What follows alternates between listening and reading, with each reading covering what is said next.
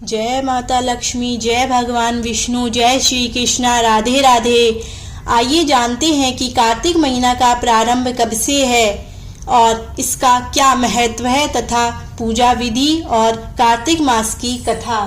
कार्तिक मास इस साल 16 अक्टूबर 2024 से प्रारंभ हो रहा है। इस माह को बहुत ही पवित्र माना जाता है। इस माह में ही भगवान विष्णु अपनी योग निद्रा से जाग जाते हैं और तब सभी तरह के मांगलिक कार्य प्रारंभ हो जाते हैं। इसी कार्तिक मास में दीपावली का महापर्व आता है। पुराणों में कार्तिक मास की महीना का वर्णन मिलता है। इस माह में दीपदान, स्नान, विष्णु पूजा और तुलसी पूजा के साथ ही पौराणिक कथा सुनने का बहुत ही खास महत्व है। आओ पढ़ते हैं कार्तिक मास की कथा। एक नगर में एक ब्राह्मण दंपत्ति रहते थे। वे दोनों प्रतिदिन 7 कोस दूर गंगा और यमुना नदी में स्नान करने जाते थे। इतनी दूर आने जाने से ब्राह्मण की पत्नी थक जाती थी। एक दिन उसने अपने पति से कहा कि हमारा एक पुत्र होता तो कितना अच्छा रहता। पुत्र के बहू आती तो हमें घर वापस जाने पर खाना बना हुआ मिलता और बहू घर का काम भी कर देती। पति पत्नी की बात सुनकर ब्राह्मण ने कहा कि तूने बात तो सही कही है, चल मैं तेरे लिए बहू ला देता हूँ। ब्राह्मण ने कहा कि एक पोटली में आटा डालकर कुछ मोहरे रख दे। ब्राह्मण के कहे अनुसार उसने पोटली बांधकर दे दी। पोटली लेकर ब्राह्मण चला गया। ब्राह्मण सफर के दौरान यमुना के किनारे बहुत ही सुंदर लड़कियां दिखाई दी। वे रेत में घर बनाकर खेल रही थी। उनमें से एक लड़की ने कहा कि मैं अपना घर नहीं बिगाड़ूंगी, मुझे तो रहने के लिए ये घर चाहिए। लड़की की बात सुनकर ब्राह्मण मन ही मन सोचने लगा कि बहू बनाने के लिए यही लड़की उचित है। वह लड़की जाने लगी तो ब्राह्मण भी उसके पीछे पीछे उसके घर तक चला गया। वहां जाकर ब्राह्मण ने उस लड़की से कहा, बेटी कार्तिक मास चल रहा है इसलिए मैं किसी के घर खाना नहीं खाता। मैं अपने हाथ आटा लेकर आया हूँ। तुम अपनी माता से पूछो कि क्या वह मेरे लिए आटा बनाकर 4 रोटी बनाकर देंगी। यदि वह मेरा आटा छानकर रोटी बनाएंगी तो मैं ही रोटी खा लूंगा। लड़की ने जाकर अपनी माँ को ये सारी बात बताई। माँ ने कहा उचित है, जाकर ब्राह्मण देव से कह दो कि वह अपना आटा दे दें और मैं रोटी बना दूंगी। जब वह आटा छानने लगी तो आटे में से मोहरे निकली। वह सोचने लगी कि जिसके आटे में इतनी मोहरे हैं उसके घर में कितनी मोहरे होंगी। जब ब्राह्मण खाना खाने बैठा तो लड़की की माँ ने उस ब्राह्मण से पूछा, क्या आपका कोई लड़का है और क्या आप उस लड़की की सगाई करने जा रहे हैं। तो वह ब्राह्मण सुनकर ब्राह्मण ने कहा कि मेरा लड़का तो काशी में पढ़ने गया हुआ है, लेकिन यदि तुम कहो तो मैं उसके कटोरे से विवाह करके तेरी बेटी को अपने साथ ले जाऊं। लड़की की माँ ने कहा ठीक है। ब्राह्मण देव ने इस पर लड़की की माँ से खांड कटोरी से शादी करके ब्राह्मण के साथ भेज दिया।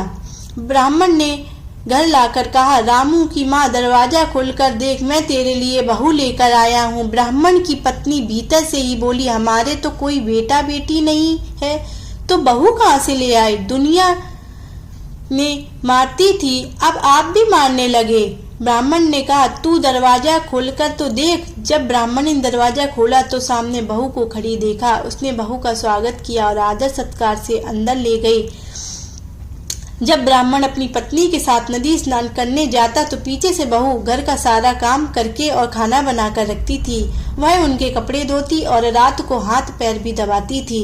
इस तरह बहुत दिन बीत गए। ब्राह्मणी ने अपनी बहू से कहा कि बहू कभी भी चूल्हे की आग मत बुझने देना और मटके का पानी खत्म मत होने। यह देखकर बहू घबरा गई और भागी भागी अपनी पड़ोसन के पास गई और कहा कि मेरे चूल्हे की आग बुझ गई है, मुझे थोड़ी आग चाहिए। मेरे सास ससुर सुबह 5 बजे से गए हुए हैं, वह थके हुए घर आएंगे इसलिए मुझे उनके लिए खाना बनाना है।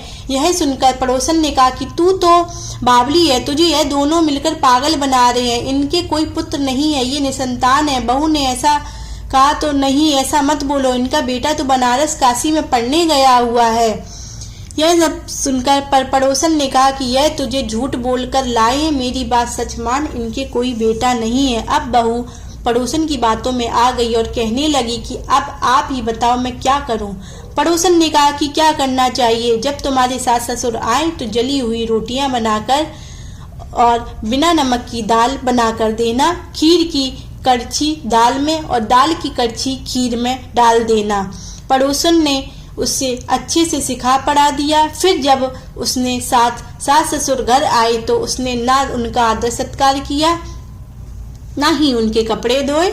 जब उसने सास ससुर को खाना दिया तो सास बोली, बहू आज यह रोटियां जली हुई क्यों है और दाल भी अलूनी है। तब बहू ने पलटकर कहा कि एक दिन ऐसा खाना खा लोगे तो कुछ बिगड़ नहीं जाएगा तुम्हारा।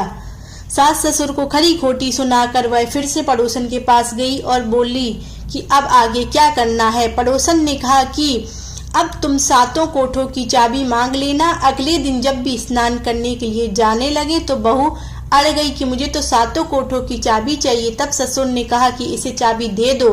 तब सास ने बहू को चाबी दे दी। सास ससुर के जाने के बाद जब बहू ने दरवाजे खोले तो देखा कि किसी भी अन्न भरा है और किसी में ना भरा है और किसी कोठे में बर्तन पड़े हैं।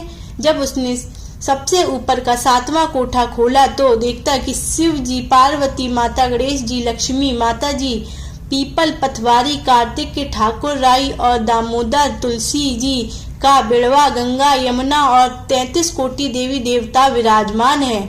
वहीं पर एक लड़का चंदन की चौकी पर बैठा माला जप रहा है।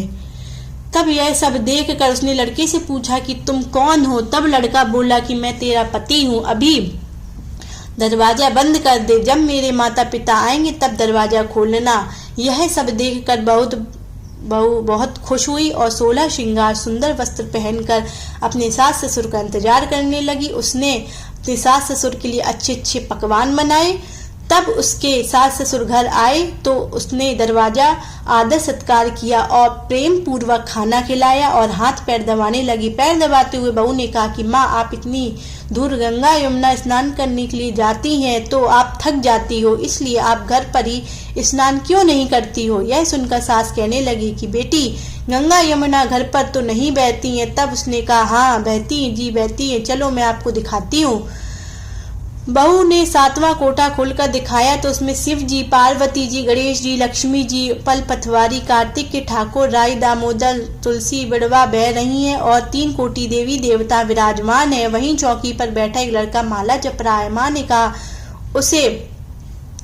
कहा कि बेटा तू कौन है। लड़का बोला, माँ मैं तेरा बेटा हूँ। तब ब्राह्मणी ने पूछा कि तू कहाँ से आया है। लड़के ने जवाब दिया कि मुझे कार्तिकेय देव ने भेजा है। माँ ने कहा, बेटा ये संसार कैसे मानेगा, तू मेरा बेटा है। माँ ने कुछ विद्वान पंडितों से मदद मांगी।